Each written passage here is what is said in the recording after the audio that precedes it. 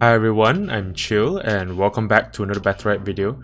Today, I just want to quickly talk about the new Battlegrounds game mode that was just released a few days ago and give you guys an idea of what is it all about, if you haven't already tried it out for yourself of course, and give you guys a bit of tips to increase your success chance when you do play this game mode for yourself. So yeah, sit back, relax and enjoy the show. So to start, I think the best thing to do would be to explain to you guys what this game mode is all about and all that sort of stuff. So I think I'll just jump into the game straight away and explain to you guys as we go along. Okay, there we go. So there are a few maps that are available in this mode, and it appears that we got the Orman Temple map. And yeah, so if you can see, like right from the start, you can tell the map is different and it has been modified for this Battlegrounds game mode. You still get to choose your loadout, so I'm just gonna go ahead and pick mine. It doesn't really matter what I pick right now because that's beside the point. Anyway, so at first glance you'll see like at the top there's like these new overlay here to sort of tell you what's going on. And of course you realize as well that there are levels next to our characters. So first of all, to win, you have to destroy the enemy guardian.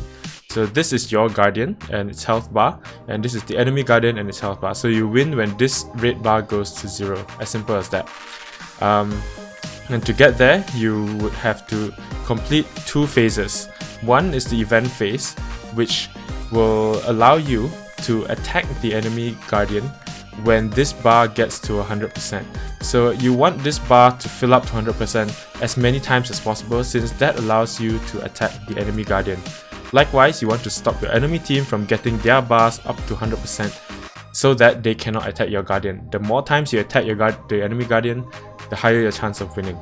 So these circles in the middle here will denote like who attacked. So like if let's say the enemy attacked you first, then this would be red color, and then you attack them, this would be blue color. And so there's a limited number of attacks, and then once you finish this 8 attacks, or so say you attack them 5 times and they attack you 3 times, both teams will get a chance to attack each other at the same time. So you might have to dedicate one person to defend or 2% to defend while another one tries to finish the game, pretty much. So the game always starts with an event phase, and typically if you do well in the event phase, you'll get more of this percentage, letting you pretty much attack more often than your enemies, is what I'm trying to say. So yeah, so you do not want to fail this event phase basically. It will be pretty bad if you do, because you're basically letting them attack you more often than you can attack them. So obviously I was trying to talk and fight at the same time, which makes it a bit hard to do. But as you can see, this is one of the examples of a event phase. You have 8 minions remaining, so you want to kill as many minions as possible. These guys aren't usually too tough, they have fairly predictable attack patterns too. So you can see in the minimap down here, there are like those yellow dots, and those denotes like the minions. So you want to of course kill as many of them as you can for your team, and you will get more score in this event phase the more you kill. So you see, every one that we kill, we get like 10%. So 50-50. So they killed 5 and we killed 5, which is not too bad. So I'm gonna try to use my ult here to secure a few kills, hopefully. And getting kills will get you those what do you call that? Experience. So you see, I've leveled up to level 3 +1 now. The +1 actually comes from this little red orb you can see here. And what you can do with that is that you do a lot more damage when you have higher level basically. You can get to such a high level that you pretty much steamroll your opponents because you just do so much damage. And so if you have a pretty high level as well, obviously you don't want to give up your level. So you want to try to survive if you can. See, you can pick them up, and there you go. I got another level from that. So it's good to take note like where all the all these pickups are, so that you know where to go to pick them up, like especially the health, so that you know you can get healing and all that. But you can also run back to the base for healing. See this green little circle here? Yeah, you get healing by just standing in there pretty much. And you can, there's an extra button which the default is X, I believe, which will let you just TP back straight away. See the recall? Yeah. Of course, you don't want to be doing that while you're in the middle of a objective, right? So, oh my god, I didn't get out of that. Well, let's hope I don't die. I died anyways. So as you can see, it says here 125%. So our Guardian is ready to attack. The moment the event phase finishes, we will attack next. So these 25% will carry over and to the next attack phase. So you don't have to worry about overshooting and stuff. So yeah, so right now, see, I'm level 4 plus 0, and I explained you want to be as high level as you can so that you can deal more damage and deal more healing as well. So right now we're just waiting for a chance to attack. We need to wait about 10 more seconds to attack, and typically this is the worst time to die, because if you die then you're gonna wait for you to respawn and come back. So yeah, try not to die just before you attack, because it really matters. So obviously I didn't time that right.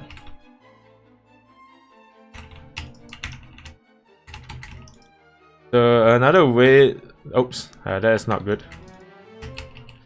So typically I'll try to save my ultimate ability to use when I'm attacking, so that, oh wow, yep, don't get hit by that, by the way.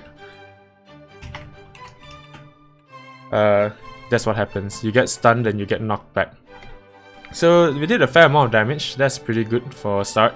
So I think I wouldn't complain about that. But do note that, you see, they are almost it's almost their turn to attack us, so we have to be careful with that. So just waiting for the next event right now. It seems like the minions are gonna spawn here. So to give you guys an idea of what events there are, like what event types. So far you've seen the minions, where we've killed a few minions and all that sort of stuff. Oops.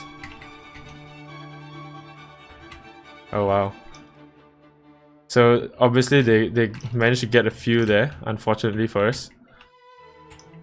So thankfully we got that, and I died again, unfortunately, because it's really hard to talk while play at the same time. So you've seen the minion one, and killing minions gives you these points. Alright, so now we're just gonna wait for them to come so that we'll defend. And there was another one which you saw earlier, where we just had to contest the area. The longer you stand there, the more it charges up, and I think you probably get a big burst of points if you capture the point successfully. Then there's another type where there's a challenger. So basically it's just like a boss figure, whoops, that will appear in the middle of the map. It's not say in the middle, but somewhere in between the two bases. It could be a bit above and it could be a bit below, and so it varies from time to time, and sometimes it can be Torok, and sometimes it can be Jumong. So it depends on, it's quite random actually. So there's no fixed like say, okay, it's always Torok, it's always Jumong or something. Yeah, just something to take note of. Right now we are struggling to sort of kill this Freya, unfortunately. But it would be nice to kill her because of the levels that she has. She'll drop all her levels when she dies. There we go. So yeah, the next event seems to be capture point again. So he's gonna get knocked back out, so I know that, and I could try to go chase after him. Uh-oh, that's bad for me. Oh no. Ah. That was so close, I thought I could manage to kill him. So yeah, so you see, the longer this guy stays in here, wait a minute. Oh, okay, that's the difference between a capture point and a contest point. So the earlier one was a contest point, where the longer you stay in there, the more points you got. But this one is a capture point, so you gotta actually capture the point to get the score. Whoops.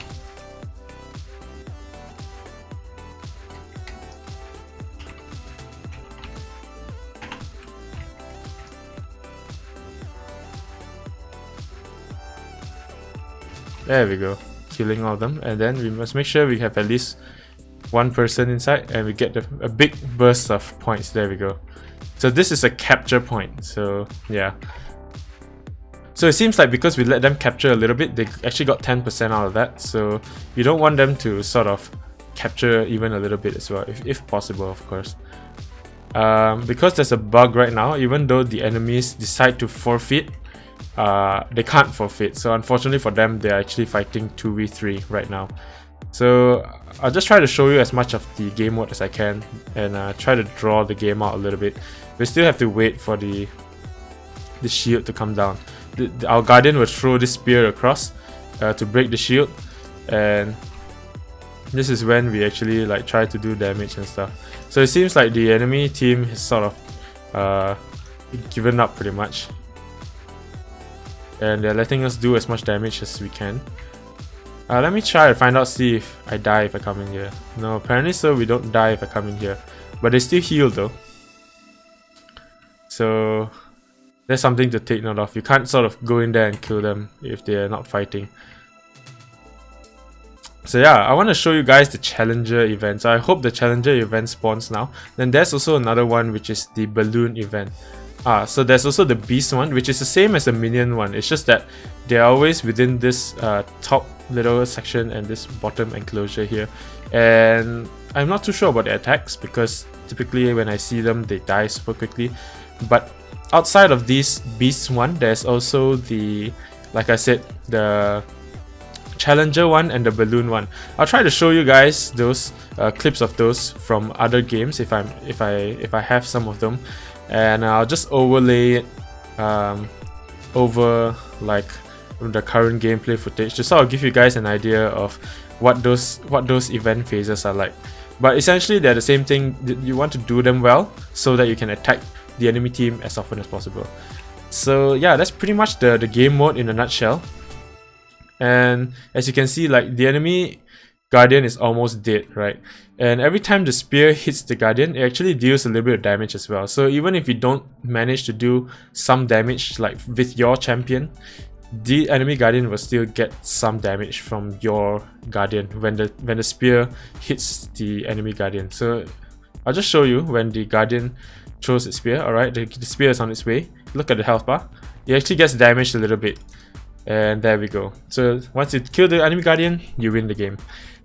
So yeah, unfortunately, like we didn't get like a full experience because the enemy had one person like sort of leaving, and it seems like it's fairly common for people to leave this game mode for some reason. But this is the game mode in a nutshell. Pretty simple once you understand what's going on, but until then it might be a bit confusing the first time you get into it, because like, oh, what's going on, I don't really know what to do and all sort of stuff. So yeah, that's the point of this video, to give you guys the idea of like, you know, how to play the game mode and what it's all about. It's quite fun, honestly. I enjoy it. Of course, I'm still a bit sad that they removed the casual queue, and I hope that they bring it back, of course. And I think they would, because it seems like people have been showing their disapproval of, you know, the removal of the casual queue. Like, I think a lot of people were like actually quite taken aback, like quite surprised. Hey, what happened to the casual queue? So this one replaced it for now, and it's quite a fun game mode, although it's a bit long.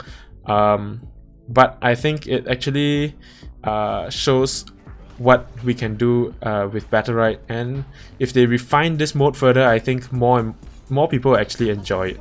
So yeah, that was pretty much the Battlegrounds game mode, and now I will go through some of my tips to help you win more Battlegrounds.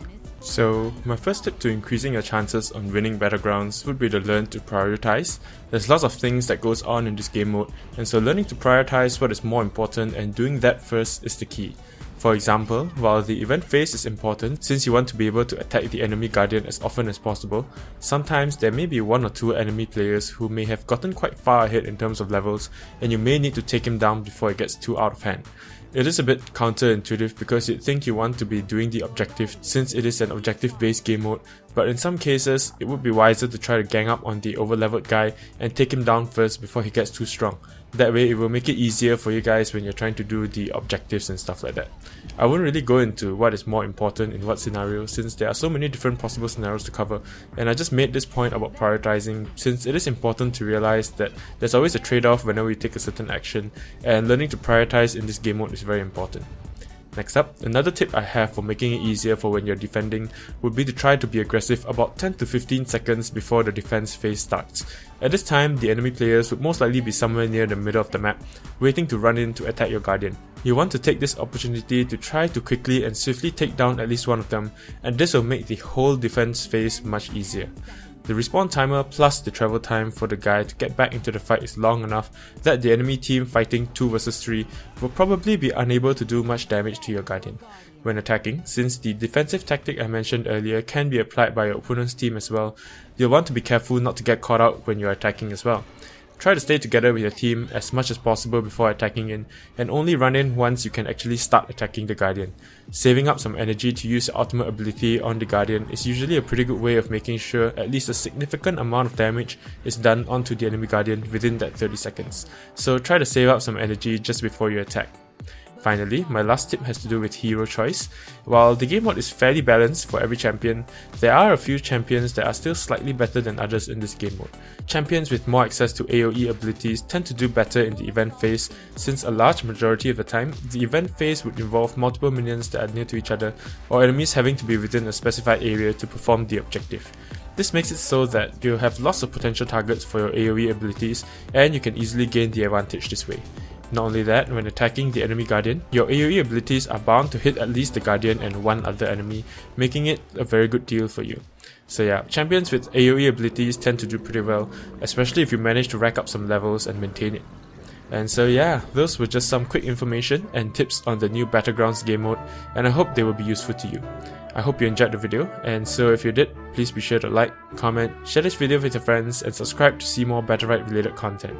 If you like, you can check out my other Battlerite videos as well, and so until next time guys, have a great day, keep gaming, stay chill, and I'll see you guys in the next one. Bye bye.